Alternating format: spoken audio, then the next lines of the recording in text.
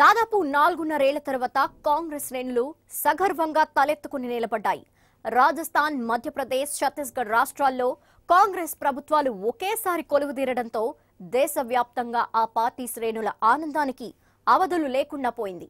2014 లోక్సభ ఎన్నికల నుంచి రాజకీయంగా కాంగ్రెస్ పార్టీకి ఎదురైన అవమానాలు అన్ని ఇన్ని కావు. ఆ ఎన్నికల్లో కాంగ్రెస్ ఘోరంగా దెబ్బతింది.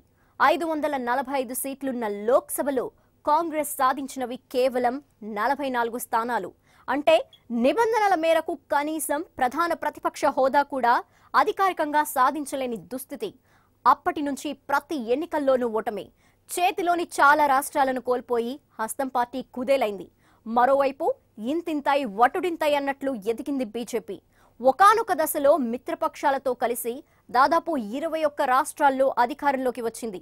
అలా ఎడతెగని ఓటములకు చెక్ పెడుతూ 4.5 ఏళ్ల తర్వాత 3 రాష్ట్రాల్లో అధికారంలోకి వచ్చింది కాంగ్రెస్. లోక్సభ ఎన్నికలకు సమయం దగ్గర పడుతున్న వేళ ఆ పార్టీకి అంతులేని ఆత్మవిశ్వాసం కలిగించాయి తాజా ఫలితాలు. ఈ 3 రాష్ట్రాల్లోనూ సీనియారిటీకే పట్టాభిషేకం చేసింది హస్తం పార్టీ. 3 రాష్ట్రాల్లో సీఎంలుగా పదవి చేపట్టిన నేతల విశేషాలేంటో ఇప్పుడు చూద్దాం.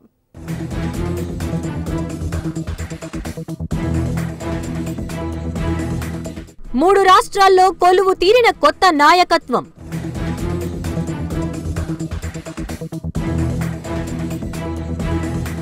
విశ్వసనీయత, సీనియారిటీకే పట్టాభిషేకం.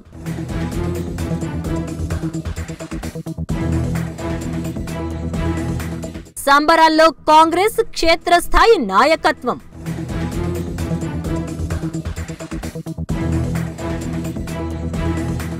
లోక్సభ ఎన్నికలకు ముందు సెమీఫైనల్స్ గా జరిగిన రాజస్థాన్, మధ్యప్రదేశ్, ఛత్తీస్గఢ్ అసెంబ్లీ ఎన్నికల్లో సత్తా చాటిన కాంగ్రెస్ 3 రాష్ట్రాల్లోనూ సీనియర్ నేతలకే ముఖ్యమంత్రులుగా అవకాశం కల్పించింది. ఒకేసారి 3 రాష్ట్రాల్లో అధికారంలోకి రావటంతో దాదాపు 4.5 ఏళ్ల అనంతరం ఆ సేతు హిమాచలం ఉన్న కాంగ్రెస్ కార్యకర్తలు సంబరాలు చేసుకున్నారు.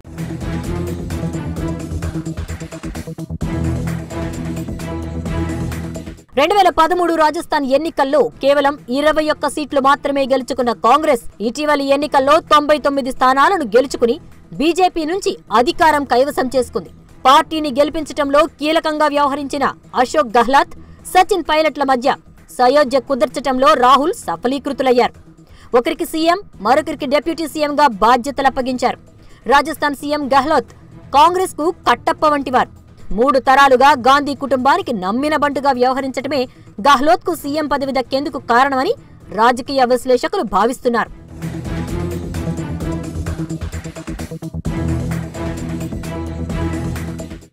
గెహ్లాట్ లోని నాయకత్వ లక్షణాలను గుర్తించిన ఇందిరాగాంధీ ఆయనను రాజకీయాల్లోకి ఆహ్వానించారు.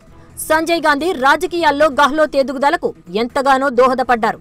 రాజీవ్ గాంధీ ఆయనను రాజస్థాన్ ప్రభుత్వంలో హోంమంత్రిని చేసి రాష్ట్ర రాజకీయాలకు పంపించారు. ఆ తర్వాత సోనియా గాంధీకి విశ్వాస పాత్రుడిగా ఉన్న గెహ్లాట్ ఇప్పుడు రాహుల్ గాంధీకి అనధికార మంత్రిగా వ్యవహరిస్తున్నారు. రాహుల్ చంద్రగుప్తుడైతే గెహ్లాట్ చాణక్యుడంటారు సన్నిహితుడు.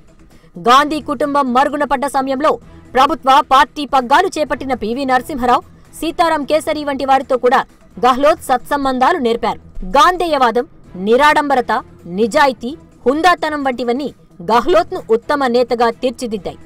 ఈ ఎన్నికల్లో పార్టీకి భారీ మెజారిటీ రాని నేపథ్యంలో అనుభవజ్ఞుడు, రాజకీయ నిర్వహణ దక్షుడు అయిన గెహ్లాట్ అవసరం రాష్ట్రానికి, పార్టీకి ఎంతైనా ఉందని అధిష్టానం భావించింది. రానున్న లోక్సభ ఎన్నికల్లో రాష్ట్రంలో పార్టీ నుంచి మెజారిటీ సంఖ్యలో ఎంపీలను పంపాలంటే గెహ్లాట్ వంటి రాజనీతిజ్ఞుడు సీఎం పీఠంపై ఉండాలని అధిష్టానం భావించింది. ఈ నేపథ్యంలోనే యువకుడైన సచిన్ పైలట్ ను పక్కన పెట్టి మరీ రాజస్థాన్ అధికార పీఠంపై గెహ్లాట్ ను కూర్చోబెట్టింది కాంగ్రెస్ అధిష్టానం.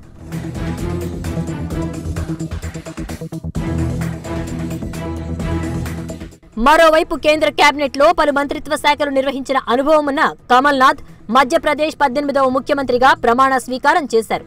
అసెంబ్లీలోని 230 స్థానాలకు గాను ప్రభుత్వ ఏర్పాటుకు 116 మంది సభ్యుల మద్దతు అవసరముంది. ఇటీవలి ఎన్నికల్లో కాంగ్రెస్ 114 సీట్లు గెలుచుకోగా ఎస్పీ నుంచి 1, బీఎస్పీ నుంచి 2, స్వతంత్రులు 4 మద్దతు పలకడంతో మొత్తం 121 మంది ఎమ్మెల్యేల మద్దతుతో కాంగ్రెస్ అధికారం చేపట్టింది. గత 15 ఏళ్లుగా అధికారంలో ఉన్న బీజేపీ 109 స్థానాలను మాత్రం గెలుచుకుంది. కమల్నాథ్ కు రాజకీయ, పరిపాలన, వ్యాపార రంగాల్లో అపార అనుభవం ఉంది. ఆయా రంగాల్లో కీలక భూమికలను విజయవంతంగా నిర్వహించిన చరిత్ర కమల్నాథ్ సొంతం. ఆయనను నిధుల సమీకరణలో దిట్టగా చెప్తూ ఉంటారు. మధ్యప్రదేశ్ అసెంబ్లీ ఎన్నికల సమయానికి పార్టీ ఆర్థిక అవసరాలు తీర్చే పరిస్థితుల్లో కాంగ్రెస్ లేదు. దశాబ్దానికి పైగా అధికారంలో లేకపోవడంతో మధ్యప్రదేశ్లో కాంగ్రెస్ దివాళా స్థితిలో ఉంది. ఈ స్థితి నుంచి కమల్నాథ్ పార్టీని ఆర్థికంగా గట్టెక్కించారు. దేశంలోని వ్యాపార దిగ్గజాలతో సత్సంబంధాలు ఉన్న కమల్నాథ్ ఇప్పటి వరకు 9 సార్లు లోక్సభకు ఎన్నికయ్యారు. కేంద్ర మంత్రిగా పలు కీలక పదవుల్లో పనిచేశారు.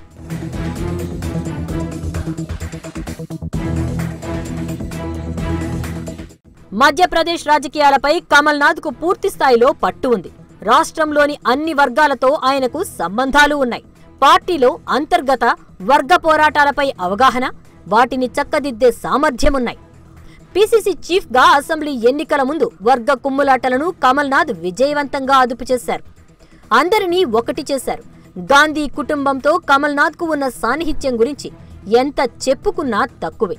స్కూల్లో రోజుల నుంచే సంజయ్ గాంధీతో స్నేహమున్న కమల్నాథ్ ఇందిరకు 3వ కొడుకు అన్నంత సన్నిహితంగా ఉండేవారు. ప్రస్తుతం సోనియా, రాహుల్లకు విశ్వసనీయ సలహాదారుగా పేరు గడించారు. ప్రస్తుత మధ్యప్రదేశ్ అసెంబ్లీలో కాంగ్రెస్ కు 114, బీజేపీకి 109 స్థానాలు వచ్చాయి. మిత్రపక్షాల మద్దతుతో మ్యాజిక్ మార్క్ అయిన 116 సాధించింది కాంగ్రెస్.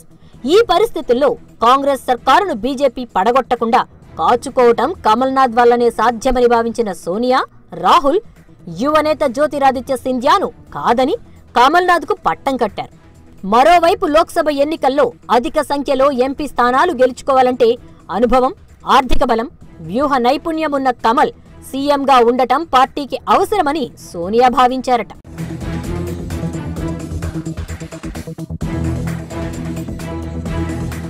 ఇక ఛత్తీస్గఢ్ విషయానికొస్తే కాంగ్రెస్ సీనియర్ నేత భూపేష్ బఘేల్ ముఖ్యమంత్రిగా బాధ్యతలు చేపట్టారు.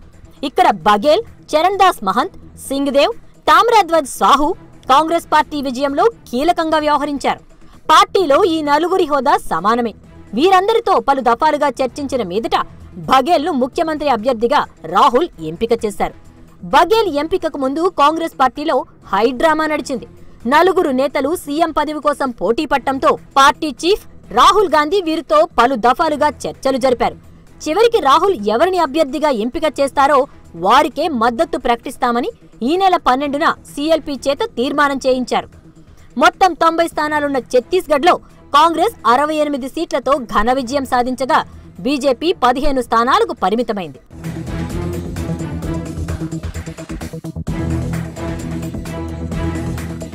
ఛత్తీస్గఢ్లో దాదాపు 15 ఏళ్ల బీజేపీ పాలనకు చరమ గీతం పాడటంలో కీలకంగా వ్యవహరించిన భూపేష్ బఘేల్ దుర్గ్ జిల్లాలో ఓ సాధారణ రైతు కుటుంబంలో జన్మించారు. చందూలాల్ చంద్రశేఖర్ ప్రోద్బలంతో 1980 దశకం ప్రారంభంలో రాజకీయాల్లోకి ప్రవేశించారు. అనంతరం 5 ఏళ్లకే యూత్ కాంగ్రెస్ లో చేరారు. 1994-95లో మధ్యప్రదేశ్ యూత్ కాంగ్రెస్ అధ్యక్షుడిగా వ్యవహరించారు. క్రమంగా మధ్యప్రదేశ్ రాజకీయాల్లో కీలక నేతగా ఎదిగారు. కుర్మీ సామాజిక వర్గానికి చెందిన భూపేష్ కు రాష్ట్రంలో ఉన్న 52% మంది ఓబీసీల్లో మంచి పలుకుబడి ఉంది.